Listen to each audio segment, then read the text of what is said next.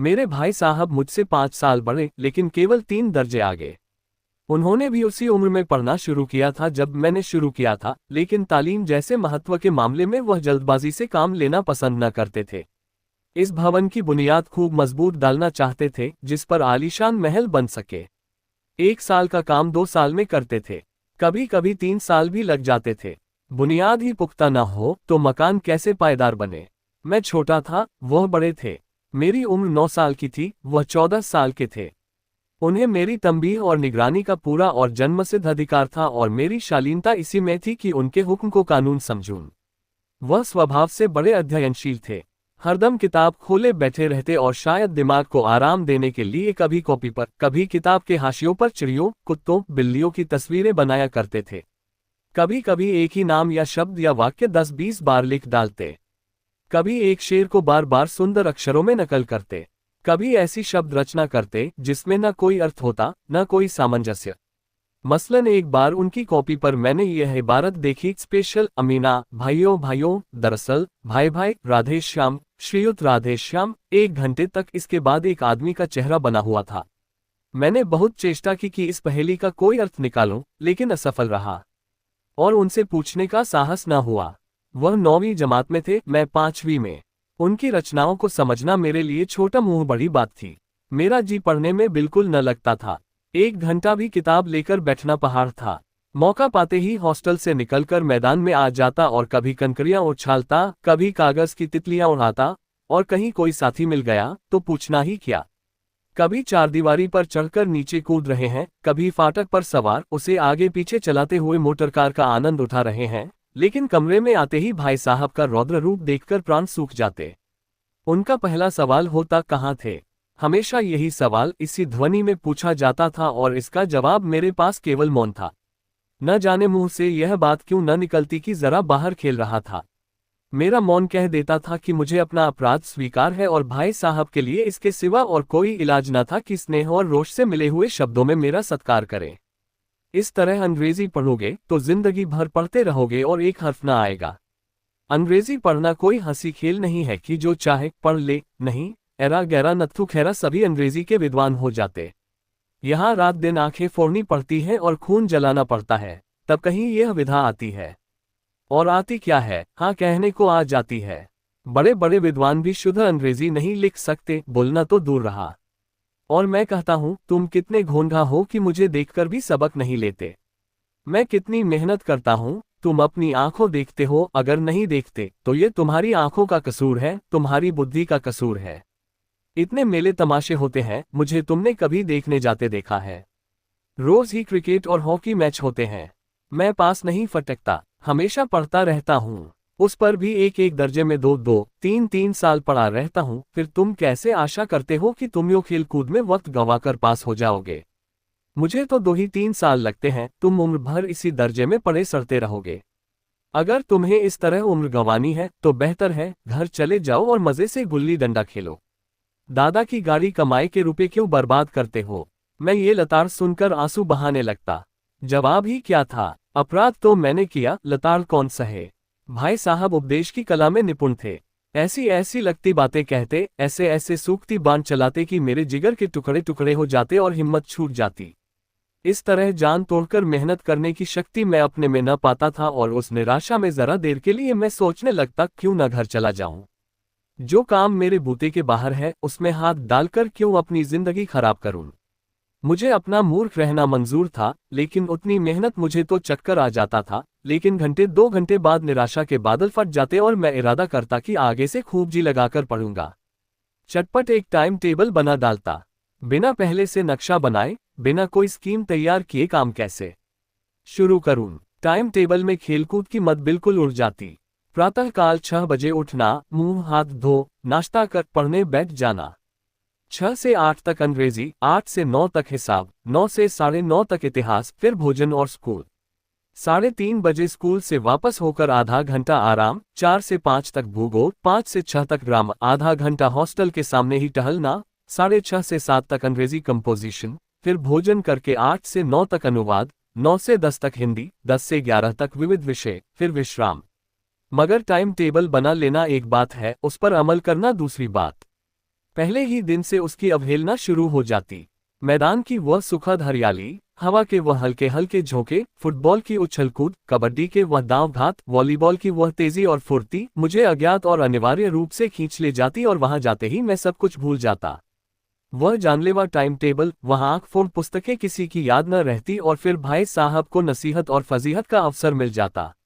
मैं उनके साए से भागता, उनकी आंखों से दूर रहने की चेष्टा करता, कमरे में इस तरह दबे पांव आता कि उन्हें खबर न हो। उनकी नज़र मेरी ओर उठी और मेरे प्राण निकले। हमेशा सिर पर एक नंगी तलवार सी लटकती मालूम होती। फिर भी जैसे मौत और विपत्ति के बीच में भी आदमी मोह और माया के बंधन में जकड़ा रहता है, मैं फटकार और घुड़कियां खाकर भी खेलकूद का तिरस्कार न कर सकता। 2 सालाना इम्तिहान हुआ। भाई साहब फेल हो गए, मैं पास हो गया और दर्जे में प्रथम आया। मेरे और उनके बीच केवल 2 साल का अंतर रह गया। जी में आया, भाई साहब को आड़े हाथों लूं, आपकी वह घोर तपस्या कहाँ गई? मुझे देखिए, मजे से खेलता भी रहा और दर्जे में अव्वल भी हूँ। लेकिन वह इतने दुखी और उदास थे कि मुझे उनसे दिली हमदर्दी हुई और उनके घाव पर नमक छिड़कने का विचार ही लज्जास्पद जान पड़ा।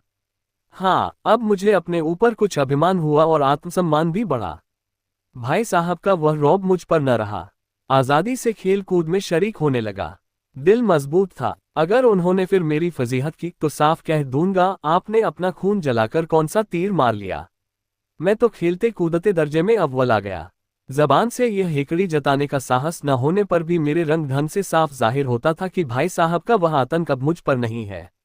भाई साहब ने इसे भांप लिया। उनकी सहज बुद्धि बड़ी तीव्र थी और एक दिन जब मैं भोर का सारा समय गुल्ली डंडे की भेंट करके ठीक भोजन के समय लौटा तो भाई साहब ने मानो तलवार खींच ली और मुझ पर टूट पड़े। देखता हूँ, इस साल पास हो गए और दर्जे में अव्वल आ गए, तो तुम्हें दिमाग हो गया है। मगर भाईजान, घमंड तो बड़े बड़े का नहीं रहा।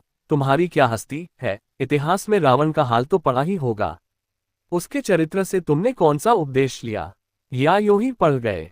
महज इम्तिहान पास कर लेना कोई चीज नहीं, असल चीज है बुद्धि का विकास। जो कुछ पढ़ो उसका अभिप्राय समझो। रावण भूमंडल का स्वामी था। ऐसे राजाओं को चक्रवर्ती कहते हैं। आजकल अंग्रेजों के राज्य का विस्तार बहुत बड़ा हुआ है, पर इन्हें चक्रवर्ती नहीं कह सकते। संसार में अनेकों राष्ट्र अंग्रेजों का आधिपत्य स्वीकार नहीं करते, बिल्कुल स्वाधीन है। रावण चक्रवर्ती राजा था। संसार के सभी महीप उसे कर देते थे। बड़े बड़े देवता उसकी गुलामी करते थे। आग और पानी के देवता भी उसके दास थे। मगर उसका अंत क्या हुआ? घमंड ने उसका नाम निशान तक मिटा दिया। कोई उसे एक चिल्लू पानी देने वाला भी न बचा। आदमी और जो कुकर्म चाहे करे, पर अभिमान न करे, इतराए नहीं। अभिमान किया और दीन दुनिया से गया। शैतान का हाल भी पड़ा ही होगा।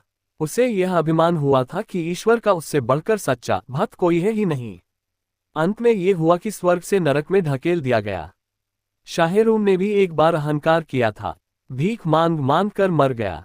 तुमने तो अभी केवल एक दर्जा पास किया है और अभी से तुम्हारा सिर फिर गया, तब तो तुम आगे बढ़ चुके। ये समझ लो कि तुम अपनी मेहनत से नहीं पास हुए, अंधे के हाथ बटेर लग गई। मगर बटेर केवल एक बार हाथ लग सकती है, बार बार नहीं। कभी कभी गुल्ली डंडे में भी अंधा चोट निशाना पड़ जाता है। उससे कोई सफल खिलाड़ी नहीं हो जाता। सफल खिलाड़ी वह है जिसका कोई निशान खाली न जाए। मेरे फेल होने पर न जाओ। मेरे दर्जे में आओगे तो दांतों पसीना आ जाएगा। जब अलजबरा और ज्योमेट्री के लोहे के चने चबाने पड़ेंगे और इंग्लिस्तान का इतिहास पढ़ना पड़ेगा। बादशाहों के नाम याद रखना आसान नहीं। 8 हेनरी हो गुजरे हैं। कौन सा कांड किस हेनरी के समय हुआ, क्या ये याद कर लेना आसान समझते हो? हेनरी 7वें की जगह हेनरी 8वां लिखा और सब नंबर गायब। सफा चट, सिफर भी ना मिलेगा। सिफर भी हो किस ख्याल में? दर्जनों तो जेम्स हुए हैं, दर्जनों विलियम कोलियो चार्ल्स। दिमाग चक्कर खाने लगता है, आंधी रोग हो जाता है। इन अभागों को नाम भी न जुड़ते थे। एक ही नाम के पीछे दोयम, सोयम, चहारुम, पंजुम लगाते चले गए। मुझसे पूछते तो 10 लाख नाम बता देता। और ज्योमेट्री तो बस खुदा की पनाह। अबजा की जगह अजब लिख दिया और सारे नंबर कट गए। कोई इन निर्दयी मुमतहिनों से नहीं पूछता कि आखिर अबजा और अजबा में क्या फर्क है और व्यर्थ की बात के लिए क्यों छात्रों का खून करते हो। दाल भात रोटी खारी या भात दाल रोटी खाए, इसमें क्या रखा है? मगर इन परीक्षकों को क्या परवाह। वह तो वही देखते हैं जो पुस्तक में लिखा है। चाहते हैं कि लड़के अक्षर अक्षर रट डालें। और इसी रटंत का नाम शिक्षा रख छोड़ा है। और आखिर इन बेसिर पैर की बातों के पढ़ने से क्या फायदा। इस रेखा पर वह लंब गिरा 2 तो आधार लंब से दुगुना होगा। पूछिए इससे प्रयोजन दुगुना नहीं चौगुन हो जाए या आधा ही रहे मेरी बला से, लेकिन परीक्षा में पास होना है तो ये सब खुराफात याद करनी पड़ेगी। कह दिया समय की पाबंदी पर एक निबंध लिखो जो 4 पन्नों से कम न हो। अब आप कॉपी सामने खोले, कलम हाथ में लिए उसके नाम को रोए। कौन नहीं जानता कि समय की पाबंदी बहुत अच्छी बात है। इससे आदमी के जीवन में संयम आ जाता है, दूसरों का उस पर स्नेह होने लगता है और उसके कारोबार में उन्नति होती है। लेकिन इस जरा सी बात पर 4 पन्ने कैसे लिखें? जो बात एक वाक्य में कही जा सके उसे 4 पन्ने में लिखने की जरूरत। मैं तो इसे हिमाकत कहता हूँ। ये तो समय की किफायत नहीं बल्कि उसका दुरुपयोग है कि व्यर्थ में किसी बात को ठूंस दिया। हम चाहते हैं आदमी को जो कुछ कहना हो चटपट कह दे और अपनी राह ले, मगर नहीं, आपको 4 पन्ने रंगने पड़ेंगे, चाहे जैसे लिखिए और पन्ने भी पूरे फुलस्केप आकार के। ये छात्रों पर अत्याचार नहीं तो और क्या है। अनर्थ तो यह है कि कहा जाता है संक्षेप में लिखो। समय की पाबंदी पर संक्षेप में एक निबंध लिखो जो 4 पन्नों से कम न हो। ठीक, संक्षेप में 4 पन्ने हुए, नहीं शायद 100-200 पन्ने लिखवाते। तेज भी दौड़िए और धीरे धीरे भी।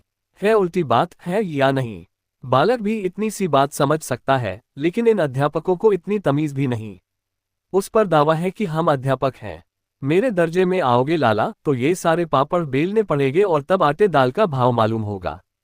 इस दर्जे में अव्वल आ गए हो तो जमीन पर पांव नहीं रखते। इसलिए मेरा कहना मानिए। लाख फेल हो गया हूं लेकिन तुमसे बड़ा हूं, संसार का मुझे तुमसे कहीं ज्यादा अनुभव है। जो कुछ कहता हूं उसे गिरा बांधिए, नहीं पछताइएगा। स्कूल का समय निकट था, नहीं ईश्वर जाने यह उपदेश माला कब समाप्त होती। भोजन आज मुझे निस्वाद सा लग रहा था। जब पास होने पर यह तिरस्कार हो रहा है तो फेल हो जाने पर तो शायद प्राण ही ले लिए जाएं। भाई साहब ने अपने दर्जे की पढ़ाई का जो भयंकर चित्र खींचा था उसने मुझे भयभीत कर दिया।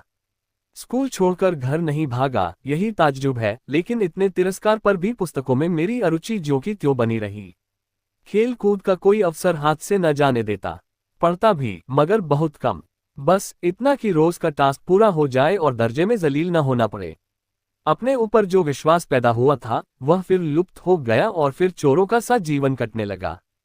3 फिर सालाना इम्तिहान हुआ और कुछ ऐसा संयोग हुआ कि मैं फिर पास हुआ और भाई साहब फिर फेल हो गए। मैंने बहुत मेहनत न की पर न जाने कैसे दर्जे में अव्वल आ गया। मुझे खुद अचरज हुआ। भाई साहब ने प्राणांतक परिश्रम किया था। कोर्स का एक एक शब्द चाट गए थे। 10 बजे रात तक इधर, 4 बजे भोर से उधर, 6 से 9:30 तक स्कूल जाने के पहले। मुद्रा कांतिहीन हो गई थी मगर बेचारे फेल हो गए। मुझे उन पर दया आती थी। नतीजा सुनाया गया तो वह रो पड़े और मैं भी रोने लगा। अपने पास होने वाली खुशी आधी हो गई। मैं भी फेल हो गया होता तो भाई साहब को इतना दुख ना होता, लेकिन विधि की बात कौन टाले। अब भाई साहब के बीच में अब केवल एक दर्जे का अंतर और रह गया। मेरे मन में एक कुटिल भावना उदय हुई कि कहीं भाई साहब 1 साल और फेल हो जाएं तो मैं उनके बराबर हो जाऊं, फिर वह किस आधार पर मेरी फजीहत कर सकेंगे। लेकिन मैंने इस कमीने विचार को दिल से बलपूर्वक निकाल डाला। आखिर वह मुझे मेरे हित के विचार से ही तो डांटते हैं। मुझे उस वक्त अप्रिय लगता है आवश्यक, मगर यह शायद उनके उपदेशों का ही असर हो कि मैं दनादन पास होता जाता हूं और इतने अच्छे नंबरों से। अब भाई साहब बहुत कुछ नर्म पड़ गए थे। कई बार मुझे डांटने का अवसर पाकर भी उन्होंने धीरज से काम लिया। शायद अब वह खुद समझने लगे थे कि मुझे डांटने का अधिकार उन्हें नहीं रहा, या रहा भी बहुत कम। मेरी स्वच्छंदता भी बढ़ी। मैं उनकी सहिष्णुता का अनुचित लाभ उठाने लगा। मुझे कुछ ऐसी धारणा हुई कि मैं तो पास ही हो जाऊंगा, पढ़ूं या न पढ़ूं, मेरी तकदीर बलवान है। इसलिए भाई साहब के डर से जो थोड़ा बहुत पढ़ लिया करता था वह भी बंद हुआ। मुझे कनकौए उड़ाने का नया शौक पैदा हो गया था और अब सारा समय पतंगबाजी की ही भेंट होता था। फिर भी मैं भाई साहब का अदब करता था और उनकी नजर बचाकर कनकौए उड़ाता था। मांझा देना, कन्ने बांधना, पतंग टूर्नामेंट की तैयारियां आदि समस्याएं अब गुप्त रूप से हल की जाती थीं। मैं भाई साहब को ये संदेह न करने देना चाहता था कि उनका सम्मान और लिहाज मेरी नजरों से कम हो गया है। एक दिन संध्या समय हॉस्टल से दूर मैं एक कनकौआ लूटने बेतहाशा दौड़ा जा रहा था। आंखें आसमान की ओर थीं और मन उस आकाशगामी पथिक की ओर जो मंद गति से झूमता पतन की ओर चला जा रहा था, मानो कोई आत्मा स्वर्ग से निकलकर विरक्त मन से नए संस्कार ग्रहण करने जा रही हो। बालकों की एक पूरी सेना लग गई और झाड़दार बांस लिए उनका स्वागत करने को दौड़ी आ रही थी। किसी को अपने आगे पीछे की खबर न थी।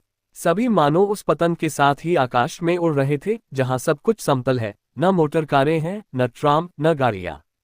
सहसा भाई साहब से मेरी मुठभेड़ हो गई, जो शायद बाजार से लौट रहे थे। उन्होंने वहीं मेरा हाथ पकड़ लिया और उग्र भाव से बोले, इन बाजारी लौंडों के साथ धेले के कनकोई के लिए दौड़ते तुम्हें शर्म नहीं आती? तुम्हें इसका भी कुछ लिहाज नहीं कि अब नीची जमात में नहीं हो, बल्कि 8वीं जमात में आ गए हो और मुझसे केवल एक दर्जा नीचे हो। आखिर आदमी को कुछ तो अपनी पोजीशन का ख्याल करना चाहिए। एक जमाना था कि लोग 8वां दर्जा पास करके नायब तहसीलदार हो जाते थे। मैं कितने ही मिडिलचियों को जानता हूं जो आज अव्वल दर्जे के डिप्टी मजिस्ट्रेट या सुपरिंटेंडेंट हैं। कितने ही 8वीं जमात वाले हमारे लीडर और समाचार पत्रों के संपादक हैं। बड़े बड़े विद्वान उनकी मातहती में काम करते हैं और तुम उसी 8वें दर्जे में आकर बाजारी लौंडों के साथ कनकोई के लिए दौड़ रहे हो। मुझे तुम्हारी इस कमकली पर दुख होता है। तुम ज़हीन हो, इसमें शक नहीं, लेकिन वह ज़हन किस काम का जो हमारे आत्मगौरव की हत्या कर डाले। तुम अपने दिल में समझते होंगे, मैं भाई साहब से महज एक दर्जा नीचे हूं और अब उन्हें मुझको कुछ कहने का हक नहीं है, लेकिन ये तुम्हारी गलती है। मैं तुमसे 5 साल बड़ा हूं और चाहे आज तुम मेरी ही जमात में आ जाओ और परीक्षकों का यही हाल है, तो निस्संदेह अगले साल तुम मेरे समकक्ष हो जाओगे और शायद 1 साल बाद तुम मुझसे आगे निकल जाओ, लेकिन मुझमें और तुम में जो 5 साल का अंतर है, उसे तुम क्या खुदा भी नहीं मिटा सकता। मैं तुमसे 5 साल बड़ा हूं और हमेशा रहूंगा। मुझे दुनिया का और जिंदगी का जो तजुर्बा है, तुम उसकी बराबरी नहीं कर सकते, चाहे तुम M.A.D. फिल और D. लिट ही क्यों न हो जाओ। समझ किताबें पढ़ने से नहीं आती है, दुनिया देखने से आती है। हमारी अम्मा ने कोई दर्जा पास नहीं किया और दादा भी शायद 5वीं 6ठी जमात के आगे नहीं गए, लेकिन हम दोनों चाहे सारी दुनिया की विद्या पढ़ लें, अम्मा और दादा को हमें समझाने और सुधारने का अधिकार हमेशा रहेगा। केवल इसलिए नहीं कि वे हमारे जन्मदाता है, बल्कि इसलिए कि उन्हें दुनिया का हमसे ज्यादा तजुर्बा है और रहेगा। अमेरिका में किस तरह की राज्य व्यवस्था है और 8वें हेनरी ने कितने ब्याह किए और आकाश में कितने नक्षत्र हैं, यह बातें चाहे उन्हें न मालूम हो, लेकिन हजारों ऐसी बातें हैं जिनका ज्ञान उन्हें हमसे और तुमसे ज्यादा है। दैव न करे आज मैं बीमार हो जाऊं तो तुम्हारे हाथ पांव फूल जाएंगे। दादा को तार देने के सिवा तुम्हें और कुछ न सूझेगा, लेकिन तुम्हारी जगह पर दादा हो तो किसी को तार न दे, न घबराए, न बदहवास हो। पहले खुद मर्ज पहचान कर इलाज करेंगे, उसमें सफल न हुए तो किसी डॉक्टर को बुलाएंगे। बीमारी तो खैर बड़ी चीज है। हम तुम तो इतना भी नहीं जानते कि महीने भर का खर्च महीने भर कैसे चले। जो कुछ दादा भेजते हैं उसे हम 20-22 तक खर्च कर डालते हैं और पैसे पैसे को मोहताज हो जाते हैं। नाश्ता बंद हो जाता है, धोबी और नाई से मुंह चुराने लगते हैं, लेकिन जितना आज हम और तुम खर्च कर रहे हैं, उसके आधे में दादा ने अपनी उम्र का बड़ा भाग इज्जत और नेकनामी के साथ निभाया है और एक कुटुंब का पालन किया है जिसमें सब मिलाकर 9 आदमी थे। अपने हेडमास्टर साहब ही को देखो, M.A. है कि नहीं, और यहाँ के M.A. नहीं, ऑक्सफोर्ड के 1000 रुपये पाते हैं, लेकिन उनके घर इंतजाम कौन करता है? उनकी बूढ़ी माँ। हेडमास्टर साहब की डिग्री यहाँ आकर बेकार हो गई। पहले खुद घर का इंतजाम करते थे, खर्च पूरा न पड़ता था, कर्जदार रहते थे। जब से उनकी माताजी ने प्रबंध अपने हाथ में ले लिया है, जैसे घर में लक्ष्मी आ गई हैं। तो भाईजान, ये गुरूर दिल से निकाल डालो कि तुम मेरे समीप आ गए हो और अब स्वतंत्र हो। मेरे देखते तुम बेराह न चलने पाओगे। अगर तुम यूं न मानोगे तो मैं थप्पड़ दिखाकर इसका प्रयोग भी कर सकता हूं। मैं जानता हूं तुम्हें मेरी बातें जहर लग रही हैं। मैं उनकी इस नई युक्ति से नतमस्तक हो गया। मुझे आज सचमुच अपनी लघुता का अनुभव हुआ और भाई साहब के प्रति मेरे मन में श्रद्धा उत्पन्न हुई। मैंने सजल आंखों से कहा, हरगिज नहीं। आप जो कुछ फरमा रहे हैं वह बिल्कुल सच है और आपको कहने का अधिकार है। भाई साहब ने मुझे गले लगा लिया और बोले, मैं कनकोई उड़ाने को मना नहीं करता। मेरा जी भी ललचाता है, लेकिन क्या करूं, खुद बेराह चलूं तो तुम्हारी रक्षा कैसे करूं? ये कर्तव्य भी तो मेरे सिर पर है। संयोग से उसी वक्त एक कटा हुआ कनकौआ हमारे ऊपर से गुजरा। उसकी डोर लटक रही थी। लड़कों का एक गोल पीछे पीछे दौड़ा चला आता था। भाई साहब लंबे हैं ही, उछलकर उसकी डोर पकड़ ली और बेतहाशा हॉस्टल की तरफ दौड़े। मैं पीछे पीछे दौड़ रहा था।